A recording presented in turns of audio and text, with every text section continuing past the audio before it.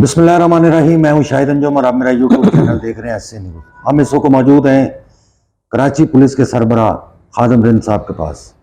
आज उनसे मौजूदा जो सूरत हाल है उस पर भी बात होगी और जो कुछ वफाक की तरफ से फैसले किए गए हैं उस पर भी बात करेंगे, ताकि हमें पता चले कि जो आने वाले दिन हैं उसमें किस तरह के हालात हो सकते हैं, माजी क्या था, हाल क्या है और मुस्तकबिल क्या है। अस्सलाम वालेकुम। जी वालेकुम अस्सलाम। रिंद साहब कैसे हैं आप? ठीक हैं? I am fine, thank you very much. कैसा है ये मुल्क का सबसे बड़ा शहर है, इसकी जिम्मेदारी आपको सौंपी गई है।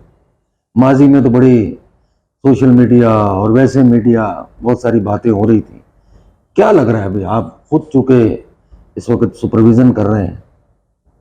देखिए, वाकई मुल्क का तो सबसे बड़ा शहर है, लेकिन दुनिया के भी बहुत बड़े शहरों में पाँचवें या छठे नंबर पे है कराची। तो जितना बड़ा शहर है उस हिसाब से चैलेंजेस भी उनके बड़े हैं। इस शहर के जो बड़े बड़े चैलेंजेस है उसमें स्ट्रीट क्राइम बड़ा चैलेंज है, नारकोटिक्स एंड ड्रग्स वो एक सीरियस चैलेंज है। इसके अलावा इलीगल इमिग्रेंट्स, ये एक बहुत बड़ा प्रॉब्लम है यहाँ इस शहर का। तो इन तीनों चीज़ों को जो है वो उसी प्रायोरिटी के साथ हम देख रहे हैं। स्ट्रीट क्राइम के हवाले से जो है वो, क्योंकि सबसे बड़ा इशू यही रहा है माजी में, बल्कि अभी तक भी मैं कहूँगा कि है।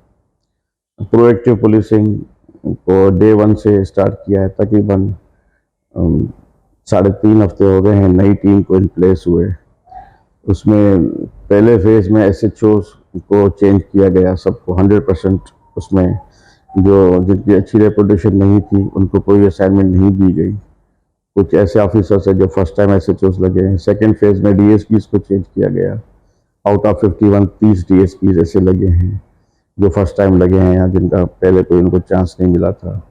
एक तो ये जो है वो चेंज इसलिए की गई एडमिनिस्ट्रेटिव के, नए लोग आए, नई एनर्जी के साथ आए, और जो थोड़े जिनका काम अच्छा नहीं था या जो कुछ जिनकी रेपुटेशन ठीक नहीं थी या इन्वॉल्वमेंट थी क्राइम्स में या इस किस्म के इश्यूज थे, उनको साइडलाइन किया गया। सेकंड फेज जो इसके साथ स्टार्ट हुआ उसमें था प्रोएक्टिव पुलिसिंग। उसके बड़े अच्छे नताइज अब तक आना शुरू हो गए हैं।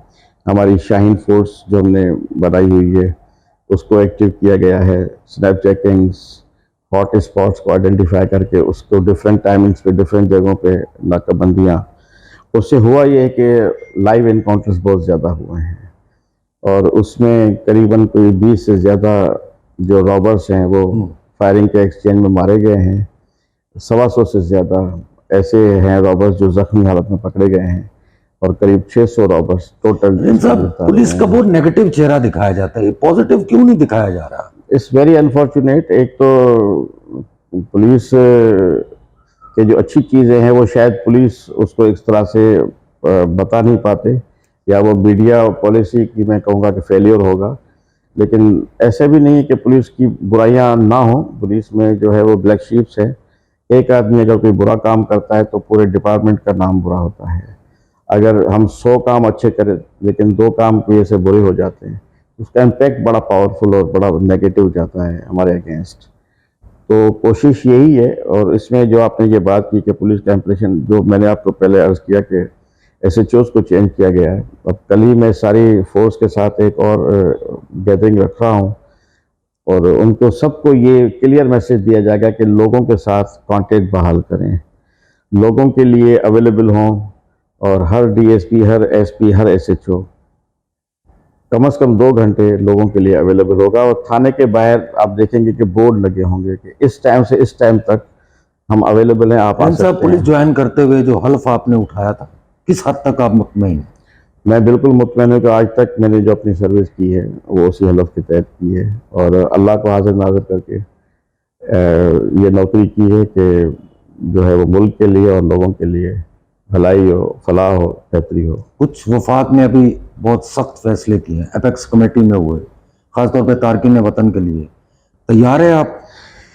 हम न सिर्फ तैयार हैं, हमने काम भी उस पर स्टार्ट कर दिया है। मैं इस पर आपको थोड़ा सा ये बताता चलूँ कि इलीगल इमिग्रेंट्स की एक बहुत बड़ी तादाद यहाँ पे मौजूद है, और ये मैंने बताया कि सबसे बड़े जो प्रॉब्लम्स हैं उसको हर जगह से इसकी वहाँ पे इन्वॉल्वमेंट हो रही है। अगर आप स्ट्रीट क्राइम को देखेंगे उसमें भी हमें ऐसे गिरफ्तारियां हुई हैं जो इलीगल इमिग्रेंट्स है, जिसको मैं अफगान बोलूँगा, इलीगल माइग्रेंट्स है। करीबन कोई 225 ऐसे गिरफ्तारियां हुई हैं इस साल में, जिसमें अफगान इलीगल जो थे क्रिमिनल्स थे, जो माइग्रेंट्स थे, वो यहाँ पे क्राइम कर रहे थे। सेम वे जो मैंने दूसरा प्रॉब्लम बताया आपको नारकोटिक्स का, नारकोटिक्स की स्मगलिंग में भी इनका काफ़ी रोल होता है। इसी से कनेक्ट हो जाती है फिर तीसरी चीज़, हथियार, वेपन्स। ऐसे ही कराची में कोई नारकोटिक्स की फैक्ट्री नहीं है, कराची में कोई हथियार नहीं बनता, ये सारे स्मगल होके आ रहे हैं बिल्कुल हमारे ऐसे, पास। बिल्कुल ये सब इनके वजह से यहाँ पे प्रॉब्लम आ रही है। एक और प्रॉब्लम जो भी इनडायरेक्टली या डायरेक्टली आप देखें, दहशतगर्दी। दहशतगर्द आपको पता है कि अफगानिस्तान से उनको ट्रेन भी किया जाता है, भेजा भी जाता है, यहाँ ऐसे पे ही। पहुँचते हैं। तो ये सारी चीज़ें अगर आप देखेंगे तो ये कनेक्टेड है। और एक और भी प्रॉब्लम कि यहाँ से जो स्मगलिंग होती जा रही है, हमारा आटा, हमारी चीनी, फर्टिलाइजर्स, डॉलर, बाकी बहुत सारी चीजें, बहुत सारी उससे हमारी इकोनॉमी को इम्पैक्ट आ रहा है।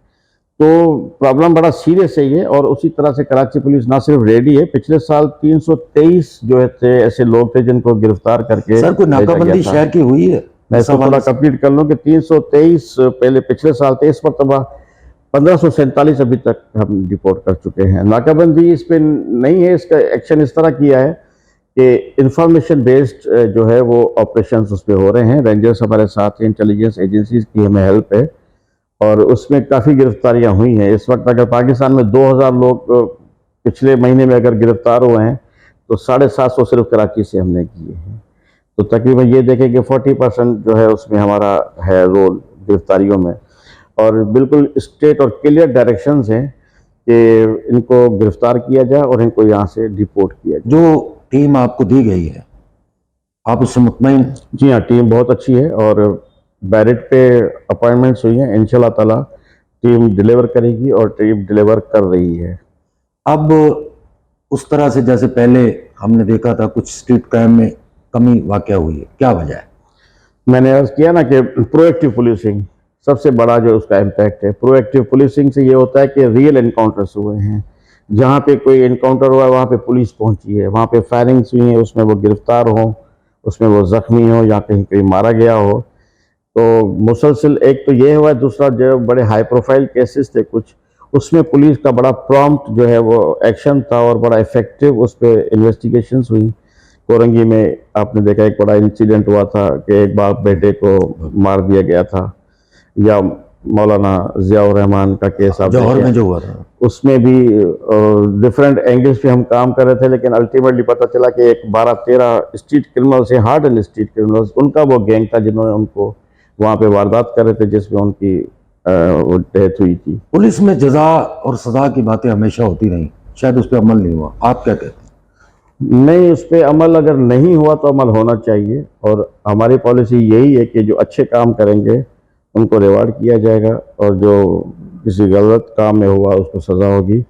सिर्फ एक महीना भी नहीं हुआ, लेकिन मैं समझता हूँ कि 20 से 25 लाख बल्कि और भी ज़्यादा हमने सिर्फ रिवार्ड अनाउंस किए हैं और उसको हम पेमेंट करेंगे अभी इसी महीने में सबको। तो ये हैं अप्रिसिएशंस हैं। इंशाल्लाह ताला आप देखेंगे इसकी तादाद भी बढ़ेगी, लेकिन साइमल्टेनियसली अभी तक जो है वो सिर्फ 3 हफ्ते भी नहीं हुए पूरे, इस 3 हफ्ते हुए होंगे इस टीम को इन प्लेस, लेकिन 3 SHOs जो है वो अभी तक वापस जा चुके हैं घर। सर आखिरी सवाल है, आपका तहकीकात का शोबा काफ़ी कमज़ोर नज़र आता है, अदालतों में जिस तरह के मामला हैं, आप इस पर ज़्यादा तो आई 100% एग्री। मैं इसकी बिल्कुल भी वकालत नहीं करूँगा। इन्वेस्टिगेशन की जो साइड है उस पर बहुत मेहनत की ज़रूरत है, बहुत काम की ज़रूरत है। उसमें भी नई टीम सारी आई है और मैं उनसे यही एक्सपेक्ट कर रहा हूँ। कल ही मेरी मीटिंग थी उनके साथ और उनको ये टास्किंग की गई है कि ज़्यादा से ज़्यादा इन्वेस्टिगेशन को बेहतर करके और जो मुजरिम है उनको सज़ाएँ दिलवाई जाएँ और ज़्यादा से ज़्यादा कोशिश ये की जाए कि कन्विक्शन रेट हमारा बढ़े। तो उस पर भी इंशाल्लाह ताला उम्मीद यही है, मेहनत के साथ काम करते हैं। इन्वेस्टिगेशन ऐसा एक प्रोसेस होता है कि इमीडिएट रिजल्ट्स नज़र नहीं आते। केस में जब दाखिल होता है, इन्वेस्टिगेशन होती है, कोर्ट में जाते हैं, फिर आगे जाके कन्विक्शन होती है, उसके रिजल्ट्स भी आएंगे लेकिन उसको थोड़ा टाइम लगेगा। And we are on it कि इसको बेहतर किया जाए। हर वक्त तैयार हैं उस हलफ की पासदारी करने के लिए जो हमने उठाया। जान माल की हिफाजत हमारी जिम्मेदारी है। और हम उम्मीद करते हैं कि आने वाले वक्त में इसको जिम्मेदारी को हम पूरा करेंगे। मिलते हैं मजीद व्लॉग के साथ। देखते रहिए SC न्यूज़। अल्लाह निगहबान।